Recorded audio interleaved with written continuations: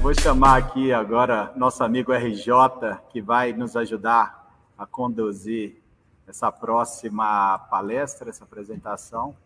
Fala, RJ, boa noite. Tudo bem, meu Salve, cara? salve, galera esperta que curte aí o canal Do Clube Petro. Fala, Revenda! Tentei imitar o RJ outro dia no Salve, salve, galerinha esperta que curte. Foi uma desgraça, mas tô melhorando. O Fala Revenda, assim, meio mineirinho, também tá quase saindo. Fala Revenda é top. Fala Revenda é top. Oi, gente, mas obrigado aí. Obrigado, RJ. Sei que você pode contribuir muito conhecimento aí, tem muitos questionamentos, você já me passou mais cedo.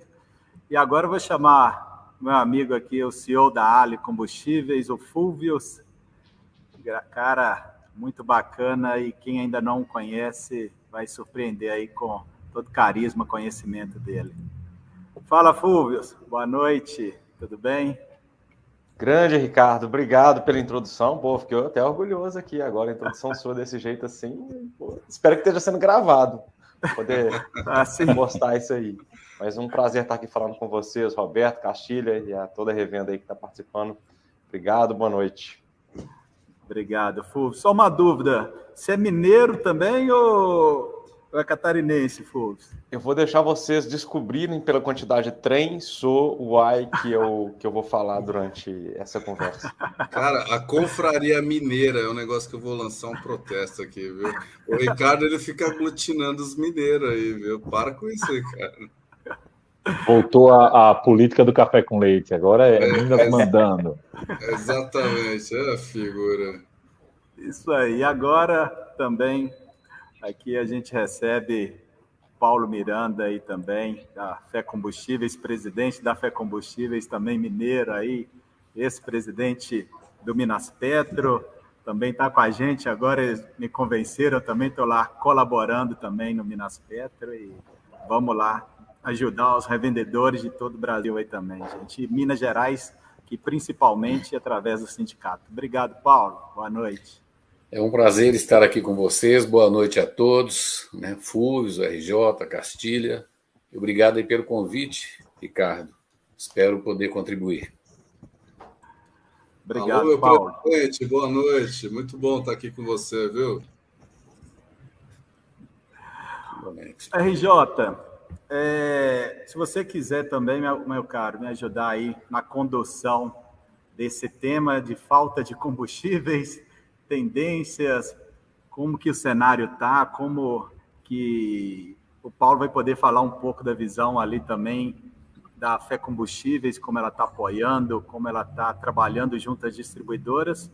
E o Fulvius, de certa forma, foi até uma feliz coincidência e agradeço muito a ele. Eu estive lá na Ali semana passada, lá em São Paulo.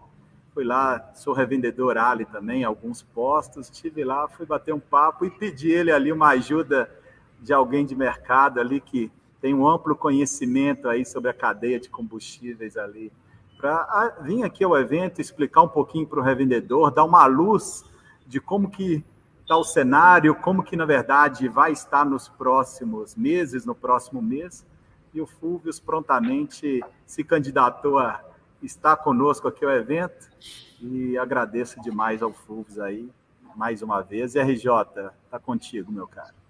Boa noite a todos, boa noite a vocês que já tiveram um monte de conteúdo aí com Castilha, com Paulo, foi esclarecedor demais.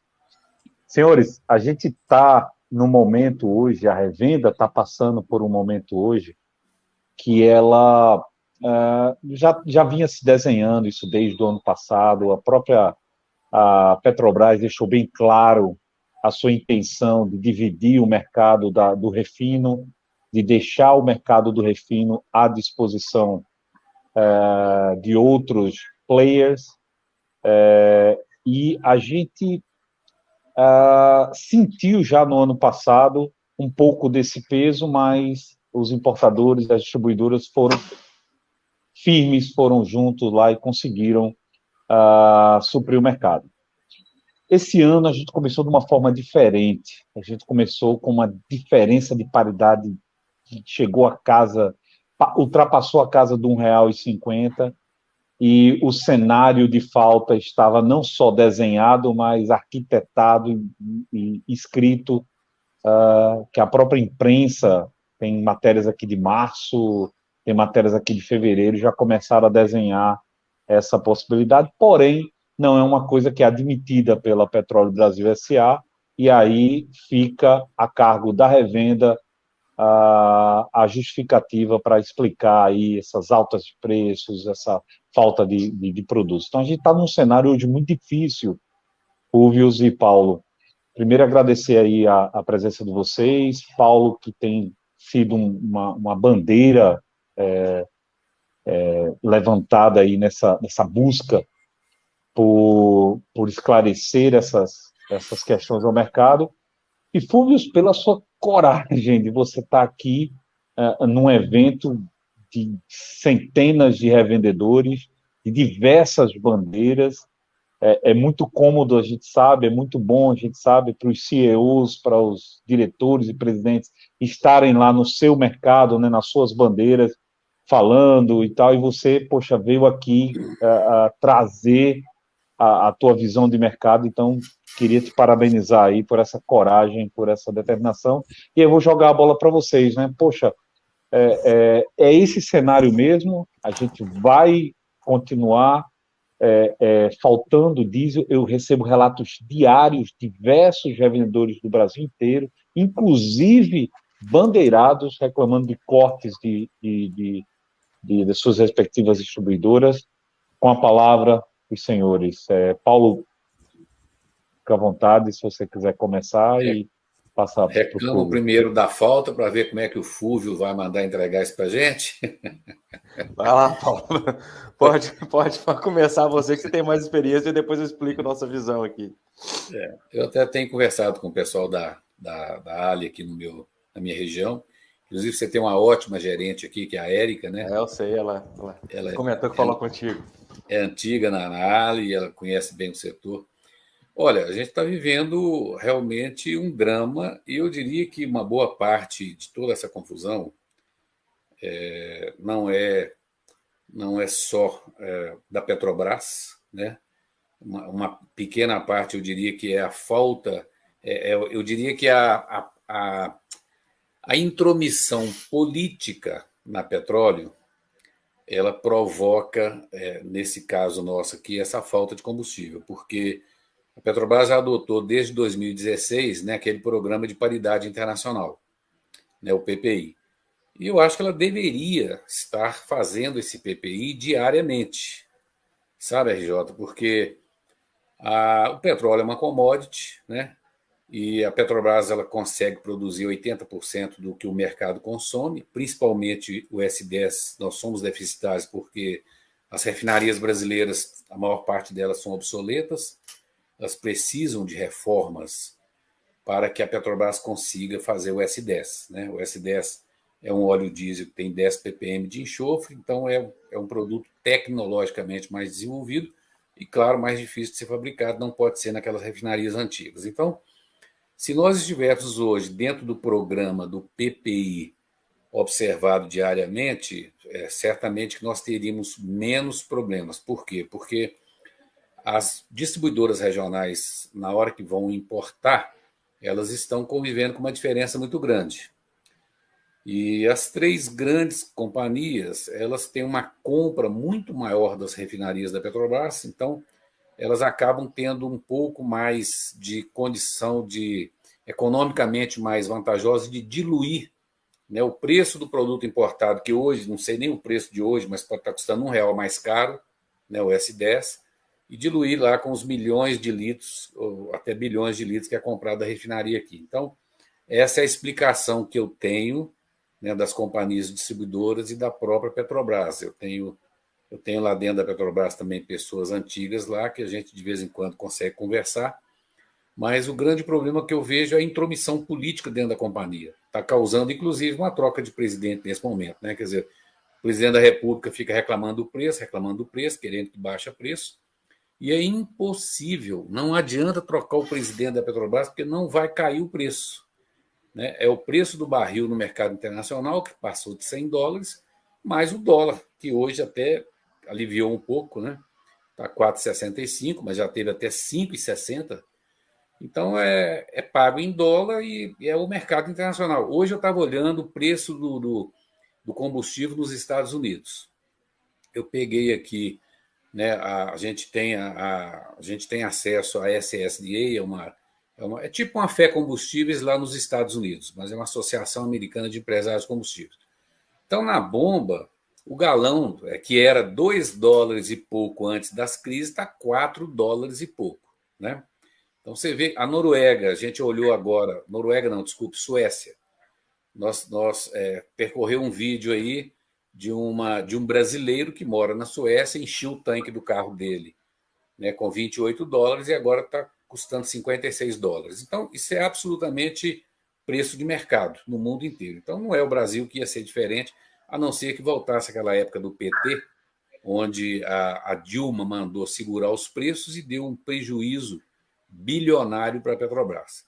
Então, a explicação, né, dos preços que são praticados hoje e da falta do produto é mais ou menos essa. Agora, o que nós temos tido hoje é uma reclamação enorme da revenda, principalmente da revenda bandeira branca e também dos TRRs.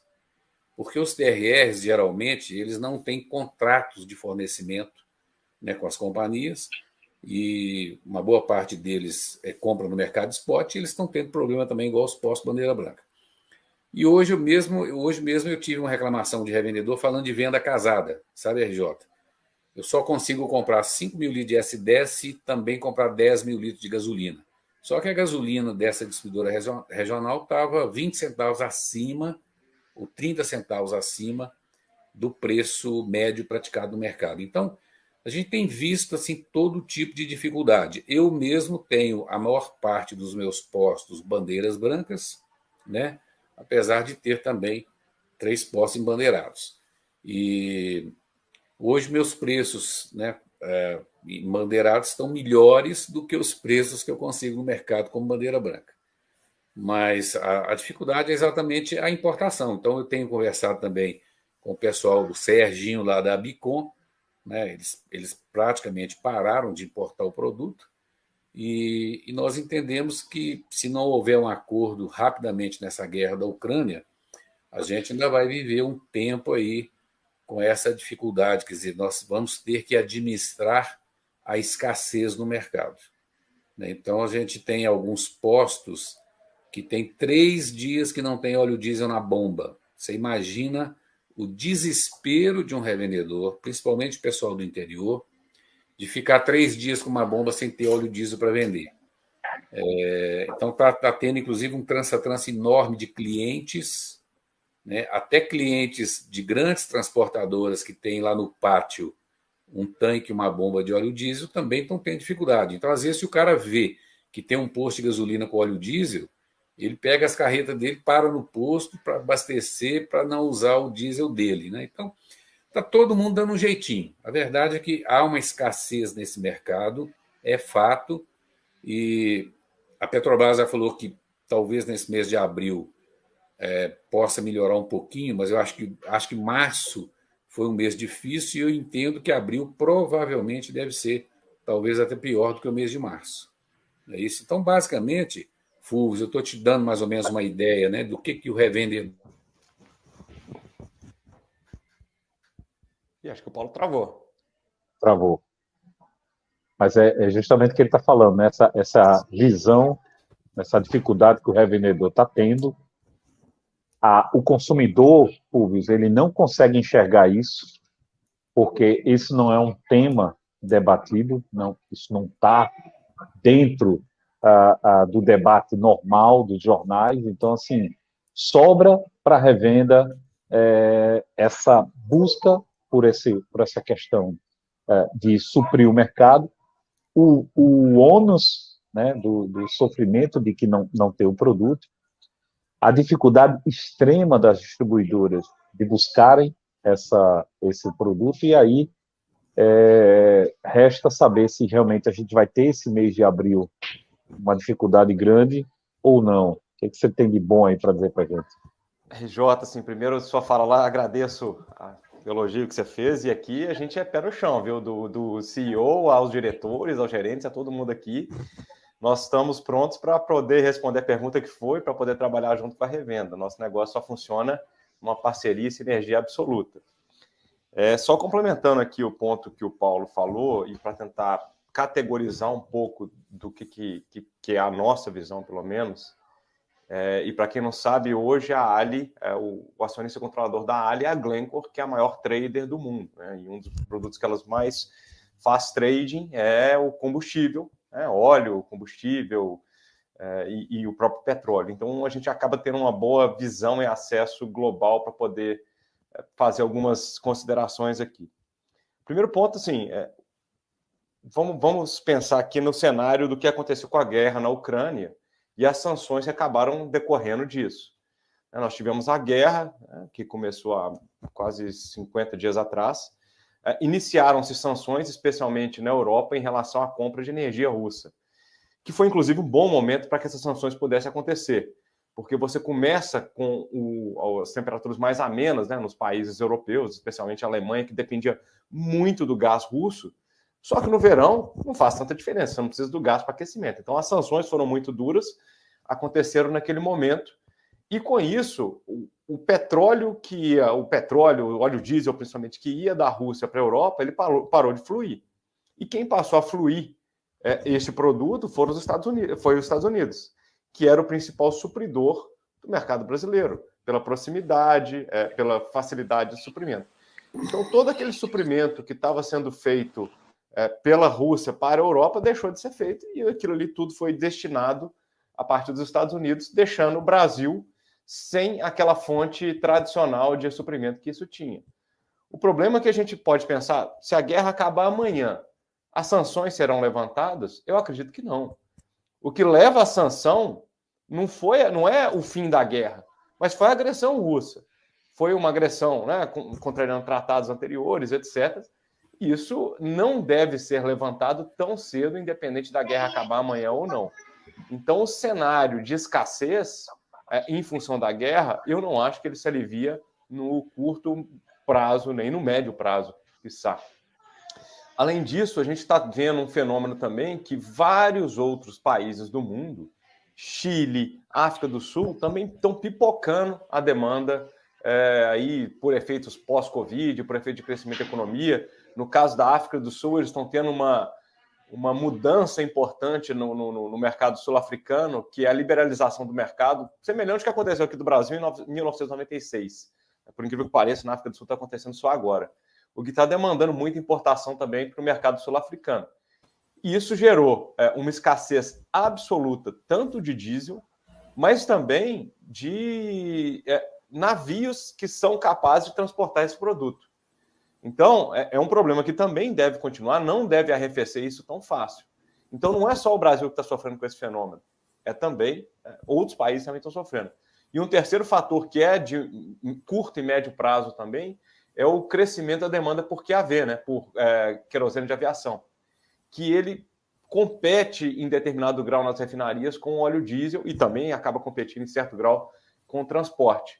E as companhias aéreas estão sofrendo muito porque a demanda explodiu, mais uma vez, muita demanda reprimida do pós-Covid, e elas precisando de querosene, precisando de tripulação, etc. É um produto que tem uma margem ligeiramente melhor que o diesel, então você tem uma certa migração.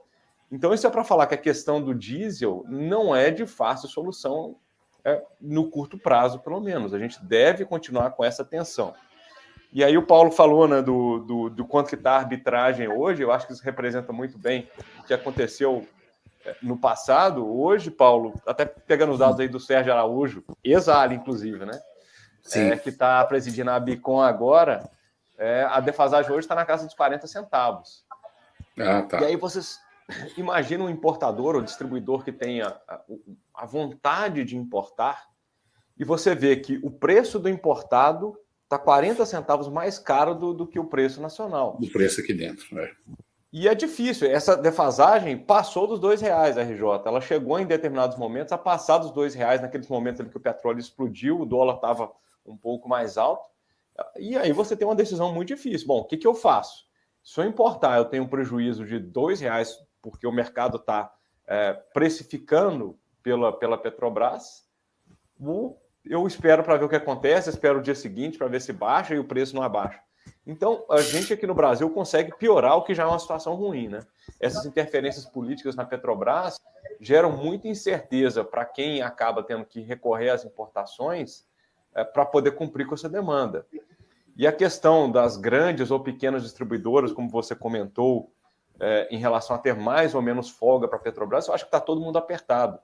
Porque mesmo as 3 grandes tendo um maior volume garantido pela Petrobras, que a Petrobras olha o seu volume histórico, calcula uma média, isso está tudo estabelecido no contrato Petrobras, tem resolução da ANP também para regular isso, e ela olha a sua média e te disponibiliza um produto de acordo com a sua média.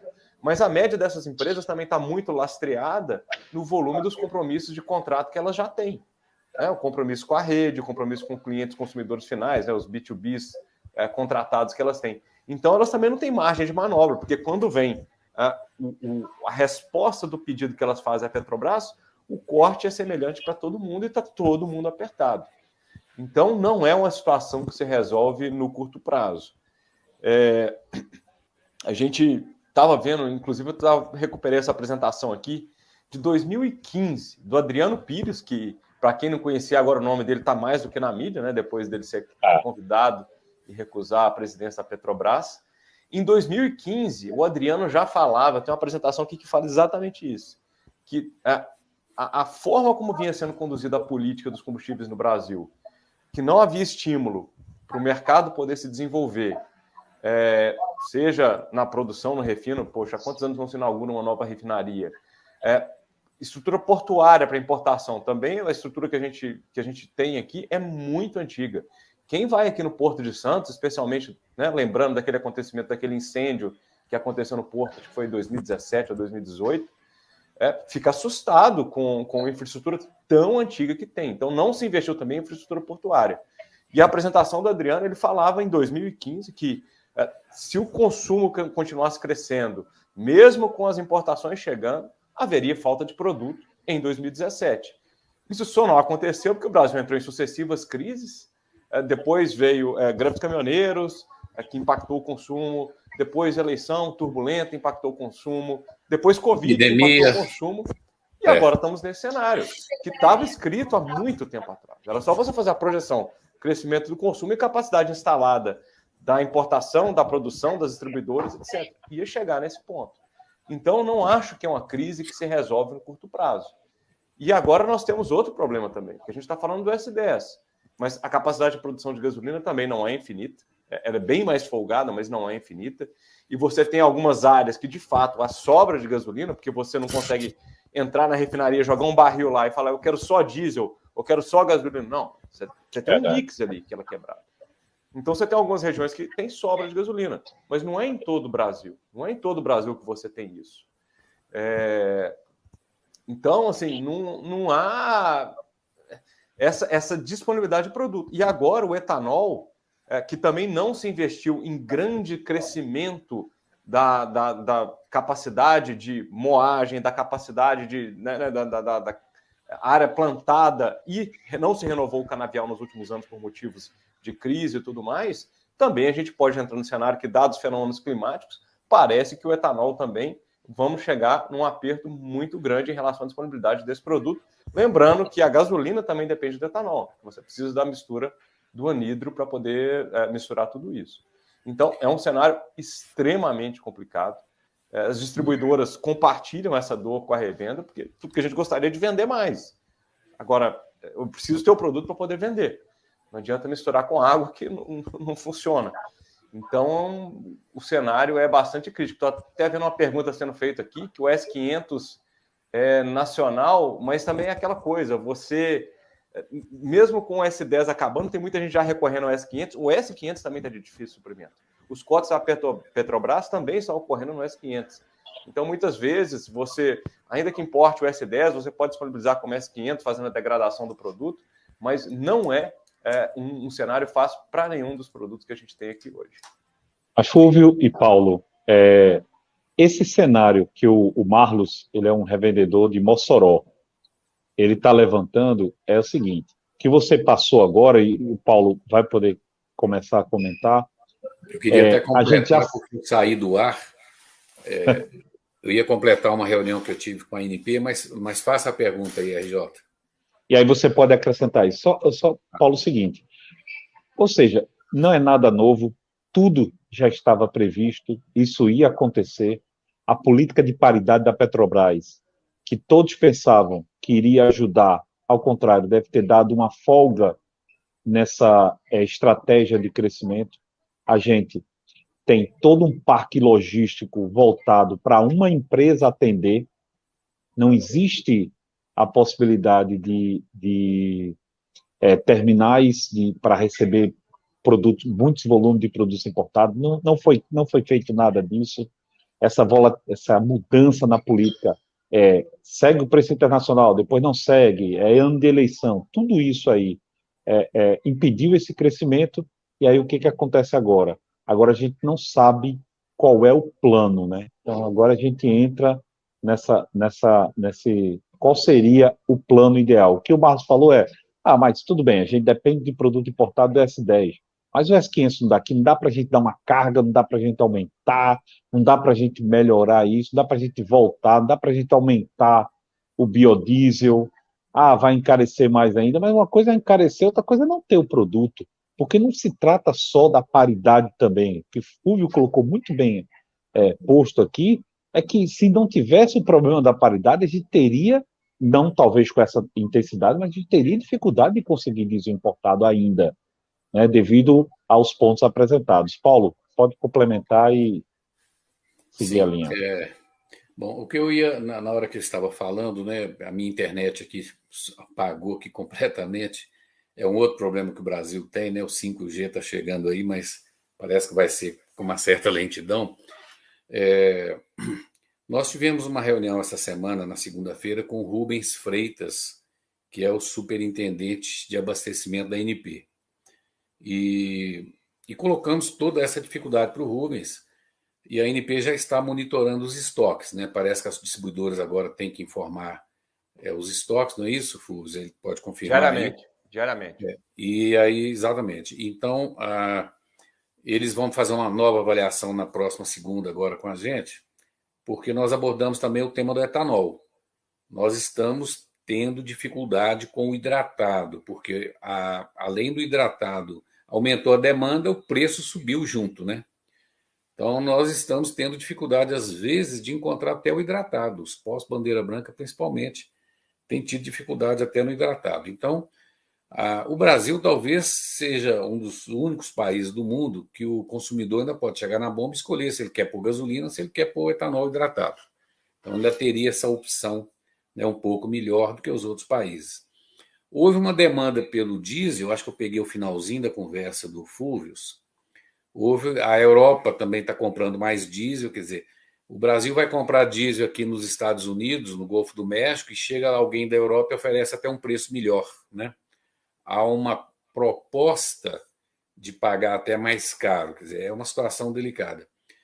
E a gente citou aí o Adriano Pires, a Fé Combustíveis, há 3 anos atrás, ela encomendou um trabalho para o Adriano Pires a respeito da infraestrutura brasileira na hora que a Petrobras falou de vender metade das refinarias, né? Ela conseguiu vender aquela lá de Manaus, vendeu a da Bahia. A da Bahia, no início, até teve problema de ter produto mais caro. Acho que eles tiveram também cálculos errados, a questão dos impostos. Mas o Brasil ele é sofrível em matéria de infraestrutura. Então, nós temos poucos terminais marítimos, nós temos 3 mil quilômetros de poliduto, os americanos têm 300 mil quilômetros de poliduto. Uma refinaria num estado consegue competir com uma refinaria em outro estado, aqui no Brasil isso é impossível, né? Essa refinaria que foi privatizada, maior delas, que é a da Bahia, ela não vai conseguir competir, quer dizer, vai virar a gente saiu de um monopólio nacional e vamos cair na mão de um monopólio regional. Tudo isso está no trabalho que a gente encomendou, né? Quais seriam os reflexos das privatizações que a Petrobras estava em curso naquele momento. Então, por esse lado, a gente não precisa esperar nada de novo, né? A gente sabe que a gente não tem ferrovia, que a gente é tudo em cima de rodovia, não tem poliduto, então a gente vai continuar tendo por um bom tempo essa deficiência de infraestrutura que o país tem. Agora, o que eu estou... no caso do etanol, eu acho que talvez eles consigam melhorar a produção do etanol esse ano, não sei. A minha venda de etanol, Fulvio, ela já dobrou. Né? O que eu vinha vendendo de etanol do final do ano passado até o mês de março agora, de repente, né, a minha venda, a minha procura pelo etanol, e não dobrou porque está dentro da paridade, não. Dobrou porque o consumidor chega na bomba e ele não tem dinheiro para pagar R$ 7,50 no litro de gasolina, e ele então prefere pagar R$ 5,00 no litro de etanol. Pelo menos o dinheiro que ele tem no bolso permite que ele consiga encher o tanque com etanol. Consequência disso, dentro dos meus postos, a minha venda de etanol dobrou. Se a gente pensar que a renda média do brasileiro são R$ 2.200, um tanque de gasolina hoje, um tanque, para abastecer uma vez, compromete entre 25% a 30% da renda média. Exatamente. Então, a ANP também está atenta, mas assim, ela não tem solução. A ANP está monitorando os estoques, mas ela sabe da dificuldade, a gente tem passado isso para eles, mas realmente não existe uma solução. É exatamente isso que vocês falaram aí. Tem que administrar essa escassez no mundo inteiro, né?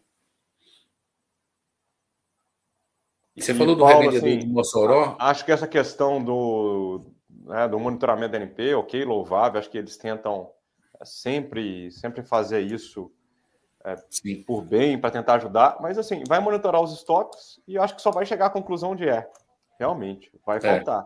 Porque para reverter a situação, o que você estava falando da falta de infra, seja portuária, dutoviária, rodoviária, ainda mais questões fiscais, tributárias, etc. E tudo que a gente fez que inibiu uma série de investimentos aqui, por exemplo, a questão da refinaria de Mataripe, que foi vendida, e eu tenho certeza que quem acabou comprando deve estar vendo que eles estão comprando na mão. Porque tem uma refinaria que não consegue praticar a paridade de preço internacional, que eles compram o preço do petróleo na paridade internacional e não consegue praticar porque você tem a Petrobras praticando preços diferentes. Concorrendo com ele. Isso desestimula a questão dos investimentos. Então, nós não teremos esse problema sendo resolvido sequer no médio prazo. Acho que vai precisar de muitos e muitos anos para a gente poder tornar esse mercado mais maduro e atrativo para que novos investimentos sejam feitos. Na nossa área aqui especificamente, a gente vê que capacidade de refino, outro dia, relatório da ANP, você pode pegar lá, quando foram construídas as bases de distribuição das companhias. 73%, acho que o número ou é 71 ou 73, alguma coisa perto disso, da tancagem do Brasil tem mais de 30 anos, ou seja, praticamente não houve investimento. Estamos muito defasados, muito defasados. É isso mesmo. Então, você ANP... tinha... Desculpa, pode falar, Paulo. Não, a ANP, mas é o que o Fulvio falou, a ANP pode ter consciência do problema, mas não tem solução do problema, né? Então, a dificuldade realmente é essa aí. Então, eu acho que... Você falou que o revendedor de Mossoró fez uma pergunta, RJ? Isso. Qual foi a Na pergunta verdade, mesmo? ele fez um questionamento, né? Tudo bem, se o S10 é importado, a gente está com dificuldade, e o S500 é nacional, por que a gente não dá carga na produção do S500?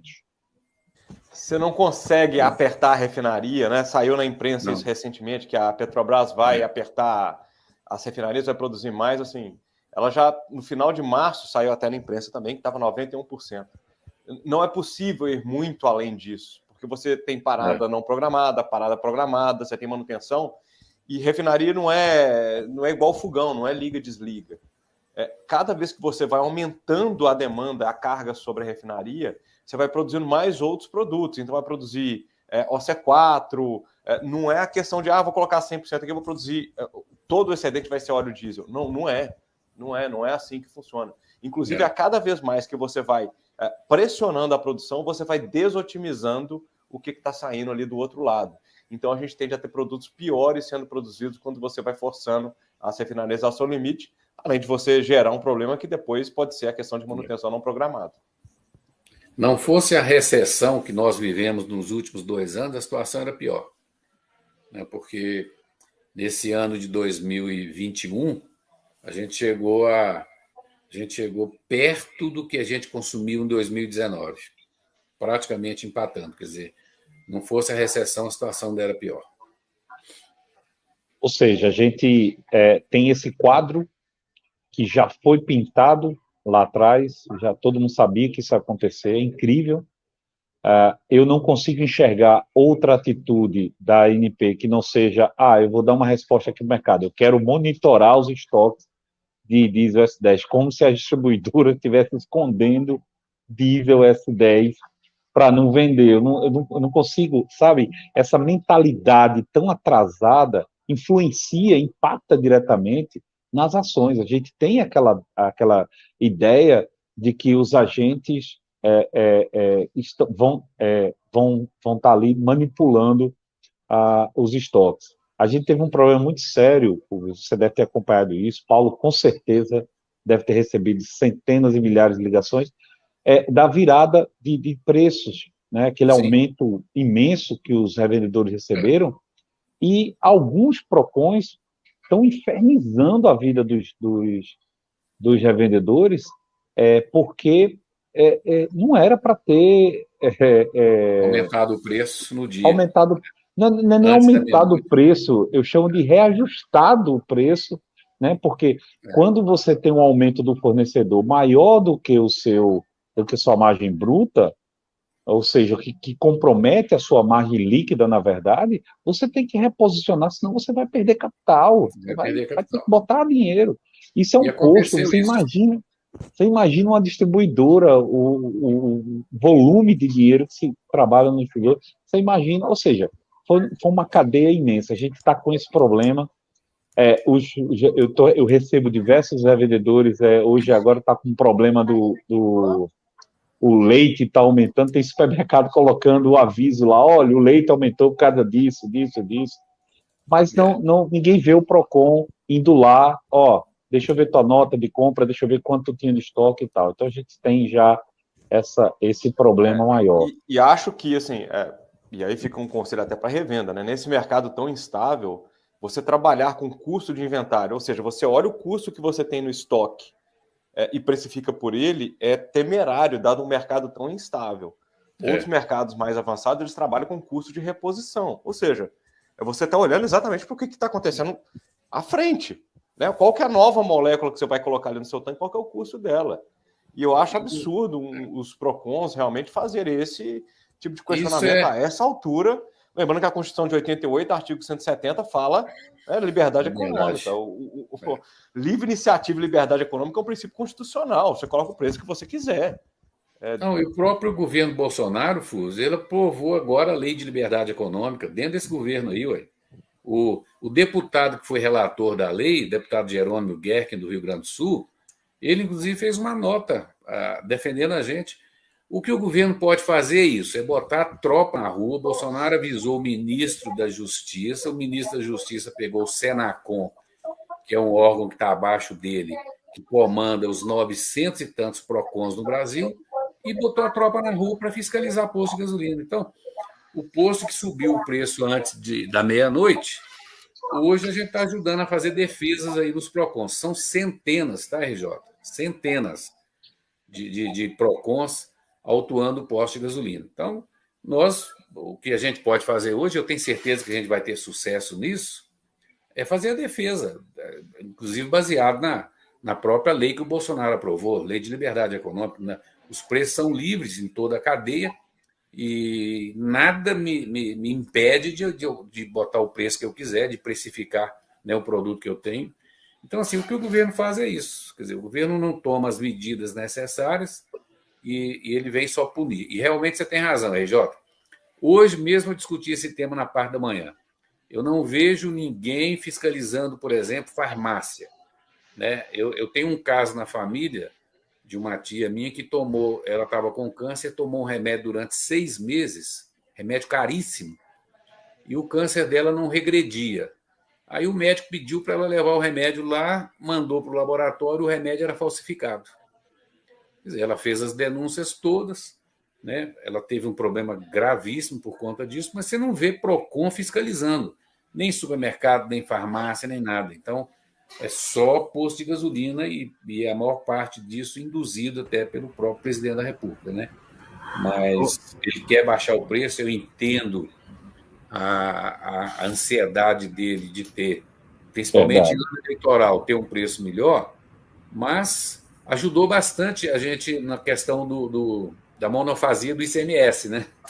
Porque acabou que o Senado aprovou aquela legislação, e em seguida vem os governadores e volta atrás, né? O CONFAS toma uma decisão permitindo que cada estado dê um desconto no ICMS. Estamos entrando semana que vem com uma ação direta de inconstitucionalidade dessa decisão do CONFAS.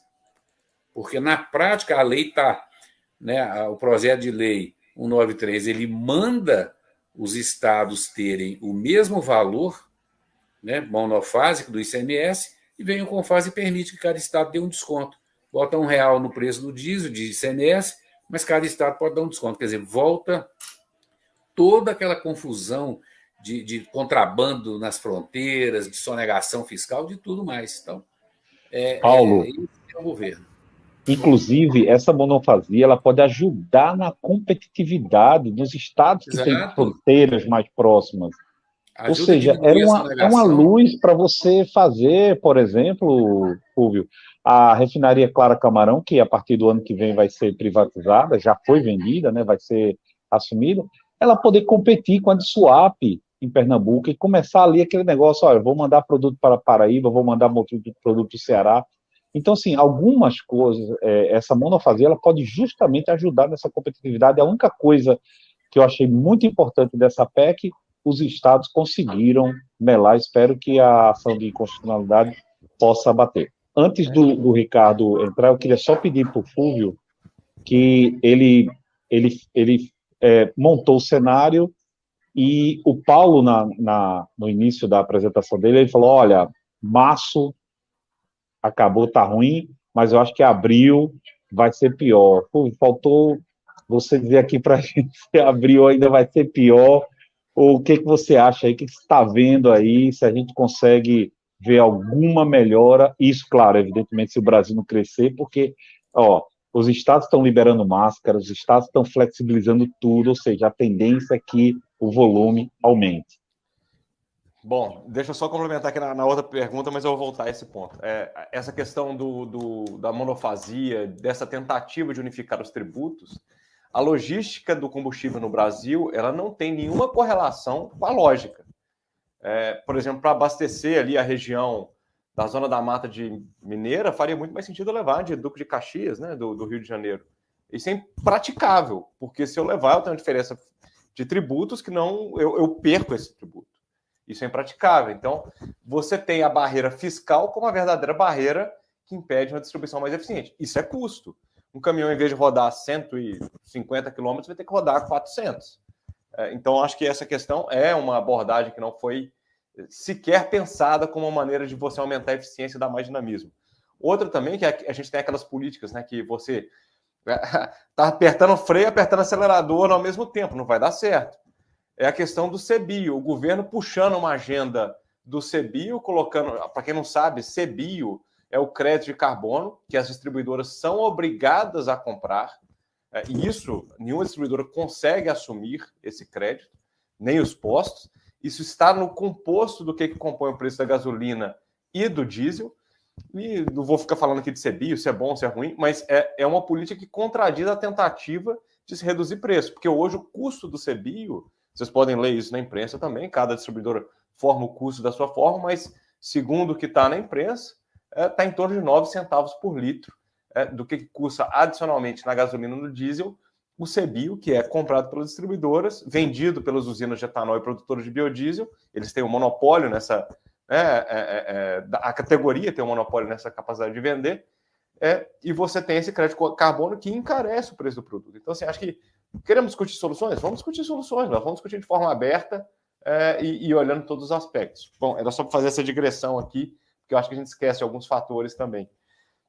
Agora, se abril vai ser melhor, hoje não dá para ver melhora no cenário de abril, porque nada mudou. O país continua crescendo, temos 2 feriados que acabam puxando um pouco de volume, né? A gente A gente tem essa tendência aqui no Brasil de, tudo bem que puxa mais a gasolina, ou seja, aperta um pouco a gasolina e o etanol também, alivia um pouco o diesel, mas a economia continua crescendo, sem contar que a gente começa com uma fase da safra de diversas usinas, especialmente do segmento de etanol, que puxa muito diesel e outras culturas também. Então, não vemos o cenário melhorar porque não melhorou essa questão da oferta de diesel no mercado mundial. A oferta de fretes marítimos no mercado mundial está absolutamente caótica. Atingimos o recorde dos preços de frete no mercado mundial. E ainda que você queira pagar, está difícil encontrar navio hoje em dia. Para maio, assim, mais uma vez, eu ainda acho que mesmo que a guerra acabe, que a tensão acabe, o mundo vai continuar crescendo, a demanda por diesel vai continuar e as sanções não vão ser retiradas. Então, a gente não deve ter um cenário tão animador, porque o Brasil não vai mudar, o mundo não vai mudar, não vamos criar mais navios aí do dia para a noite, a capacidade instalada da Petrobras não vai aumentar, a capacidade de importação no Brasil não vai aumentar. Então, vamos ter um cenário bastante restrito ainda por alguns meses à frente aí, e isso é ruim, né? Porque acaba prejudicando o crescimento do Brasil. O Brasil é um país que é movido por diesel, essencialmente. Então, a gente deve ter um cenário bastante crítico aí pelos meses à frente. Se tudo se reverter, ok, mas até agora o cenário não mostra uma reversão nesse cenário. O Fulvio, eu estava mais escondido aqui, deixando a RJ ali, que estava aí conduzindo, mas eu também fiquei aqui com uma pergunta que eu queria te fazer, cara, que é o seguinte. No início a gente falou lá da dificuldade de comprar do Golfo do México o petróleo, deve ser muito por causa desse bloqueio de compra da Rússia, o mercado americano ali deve estar mais restrito, né? E como que fica nessa situação, com o preço do petróleo tão alto, na hora que vai importar, fatalmente os navios devem preferir um giro maior na Europa ali, que dá, como diz o outro, dá mais viagem o frete, né? Tem essa exatamente questão, essa questão. Além de você ter um crédito muito melhor na Europa do que você tem na América do Sul, você dá mais giro lá, o porto lá é mais rápido de descarregar. Para quem se lembra, aqui em Santos, na época de pico das importações, em 2016 e 2017, teve a ocasião de ter 20 dias de demurrage, né? O navio fica parado 20 dias para poder encostar. E aí, esse mesmo navio faria uma viagem de ida e volta para a Europa e está resolvido. Aumenta a renda do armador. É por isso que temos essa questão. Isso você lembrou muito bem. O privilégio de suprimento do Golfo do México para a Europa diz respeito muito à logística que eles conseguem fazer. E uma última pergunta. Como que está a chegada de navios esse mês?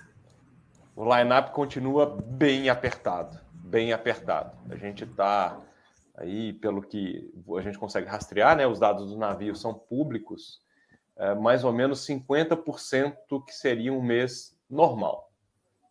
E o line-up para abril do que tem de navios nomeados para vir para o Brasil, continua no mesmo patamar para as próximas semanas também. Então, é um cenário bem crítico. Ainda queremos ver os números fechados da ANP, quando fechar exatamente o que foi o suprimento de março e o que fecha em abril, mas o número está mais ou menos 50% do volume do que seria um mês normal de suprimento aqui. Fulvio, curiosidade bem rapidinha. Se eu quiser comprar um navio hoje, pagar hoje, quanto tempo esse navio chega aqui? Não tem. Primeiro tem que ter autorização da ANP, né, Fulvio? Qualquer importação tem que ter autorização da ANP. Mas supondo que tem importação. Não, só normal, em tempos normais. Tá bom, tá normal, não tem guerra, não tem nada. Comprei um navio agora. Quanto tempo mais ou menos ele chega? Em tempos normais? Bom, seria difícil hoje você conseguir um navio, mas havendo essa possibilidade, entre 30, se der tudo muito certo, 25 dias. Mas tudo certo, saiu lá, carregou, embarcou, deu tudo certinho. Mas entre 30 e 45 dias, eu diria. E não consegue comprar da PDVSA ali não, né, na Venezuela. Não, eles também acabaram com a produção deles, né? Acabaram com a capacidade produtiva lá. Acho que quebraram que era há 10 anos atrás. Quebraram a companhia. Ô, Paulo, eu queria fazer um comentário aqui também. A gente estava falando muitas vezes da interferência do governo. Eu sou um pouco radical nisso. Eu acho que o revendedor ele é visto com muito preconceito pelo mercado. A começar pela placa de preço lá, que a gente obrigatoriamente a gente tem que colocar uma placa do tamanho tal por tal, enquanto no supermercado não tem que colocar preço de produto de cesta básica, nem no banco tem que colocar taxa de juros, mas o posto sim é obrigado a ensinar o consumidor a olhar preço o tempo inteiro. Mas nessa interferência eu vejo assim até uma vitória muito grande da Fé Combustíveis na semana passada, que a gente dá os parabéns ali sobre a terceira casa decimal. Isso. O tanto que uma interferência assim, quando criam essa obrigatoriedade, eles não pensam nos custos que isso vem junto.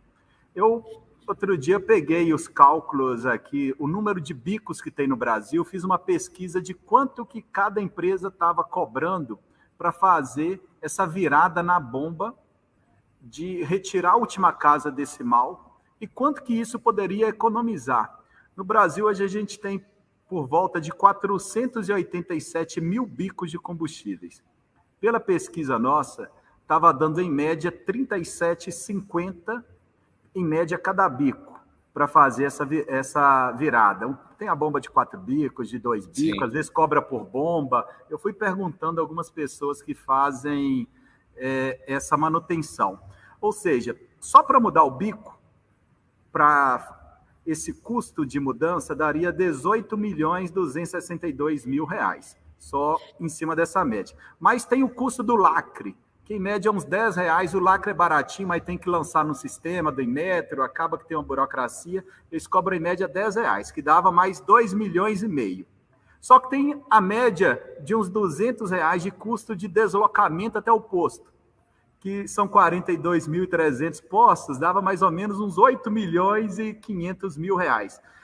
Uma economia, eu estou jogando para baixo, a gente calculando que não tem outros custos, enfim, que não tem ali, às vezes, um valor adicional para pagar de alimentação, do que for, dava R$30 milhões. Essa vitória que a Fé Combustíveis teve ali com a ANP.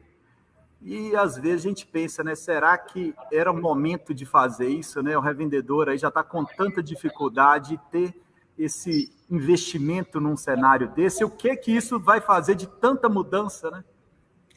É a famosa jabuticaba brasileira. Eu fiz uma pesquisa, todos os países do mundo usam 3 casas decimais, Ricardo. Nenhum país trabalha com 2 casas decimais, né? E fora que nós temos, né, todas as nossas compras são com 4 casas decimais, 5, 6 casas decimais, né? Então, é engraçado que a gente fez o primeiro ofício para a ANP não aceitou a nossa argumentação. Ela falou que tinha sido aprovado isso, que a gente era obrigado a fazer, e a gente mostrou que, tecnicamente, ia ser complicado. O posto ia ter que gastar dinheiro com isso. E aí a gente insistiu com a ANP, mostrou para a ANP que se colocasse o zero, cara, é zero, não aumenta nada, né? O preço para o consumidor. Então, a ANP, no final, no segundo ofício que a gente fez, e a gente insistiu, mandou também uma pesquisa, como é que esse assunto é tratado nos outros países, e aí, no final, a ANP acabou atendendo a Fé Combustíveis, né? Mas é a jabuticaba brasileira. É só no Brasil que acontece isso. Né? Impressionante, né? Não existe.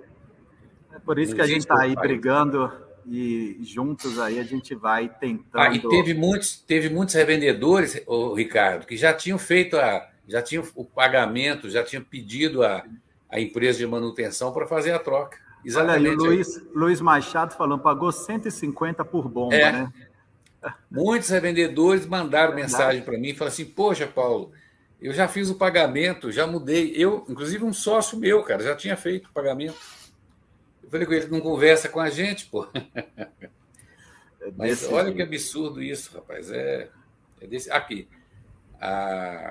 Tem essas 3 casas decimais aí, e a gente aproveita para reclamar, né, do governo, que às vezes o governo não ouve, né? Tem também, essa semana a gente teve uma reunião com o Inmetro também, né? Então, o Inmetro está no pé da gente. Nós estamos fazendo um trabalho extenso aí a respeito do benzeno, né? A gasolina brasileira, ela tem um teor baixíssimo de benzeno. Muitos países toleram até 2% de benzeno. O Brasil tem 0,1, 0,2, 0,3 de benzeno. Os 27% de anidro, inclusive, ajuda a diluir isso, né? E, no entanto, eles estão querendo obrigar a gente a ter a bomba com recuperação de vapor. E recupera o vapor para onde? Não recupera esse vapor para lado nenhum, cara. Ele volta para o tanque e ele continua evaporando lá, né? Não tem um sistema de captação nos caminhões tanques e volta para a base para transformar ele lá na base. Então, o Brasil, nesse aspecto, cara, tem umas coisas que a gente não entende. Você quer ver uma outra aqui? A tolerância, né, na bomba era 100 ml para mais, 100 ml para menos. 0,5%. O mundo inteiro, Furos, pratica 0,5%. A gente fez uma pesquisa com a UEN, com a Gilbarco. O mundo inteiro tem essa mesma tolerância. 0,5% em 20 litros, né, que dá 100 ml. Aqui no Brasil, o Inmetro baixou essa tolerância para 0,3%, que seria 60 ml de tolerância. Então, qualquer posto de gasolina autuado com menos 65, por exemplo, ele tem uma autuação do Inmetro, uma multa, e ainda tem um processo criminal, porque o Inmetro manda de ofício ao Ministério Público Federal e abre um processo criminal contra o revendedor. Só tem no Brasil também. Jabuticaba, desse jeito. Mas, o Paulo, aqui, só para terminar, tinha uma última pergunta. A gente está trabalhando em cima disso com o Inmetro, tá? Para tentar voltar. Sim. Tinha uma última pergunta, mas o Zé Antônio lá já respondeu aqui, que era um revendedor perguntando se as distribuidoras também venderão em 2 casas decimais, mas não, né? Essa obrigação é somente para os postos, o Zé respondeu ali, correto? Para os postos. Não, foi só na revenda, não foi. Só na revenda. Nas etapas anteriores, não. Ô Paulo, eu queria aí te agradecer mais uma vez por estar aí conosco, sempre aí solícito, ajudando a gente aí, levando sempre respostas ao revendedor. E ao Fúvios também, como o RJ disse ali, né, qualquer CEO de distribuidora que tem coragem de aparecer aí, tirar essas dúvidas e responder na lata, né, cara? Agradeço aí vocês dois imensamente aí. E contem conosco também. É uma honra participar com você, Ricardo, e com o RJ, viu? Com o Fúrios. Né? Da mesma forma.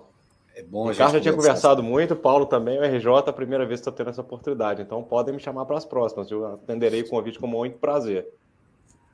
Estaremos juntos aí. Obrigado, gente. Boa noite. Obrigado. Boa noite, pessoal. Um abraço a todos. Boa noite a todos.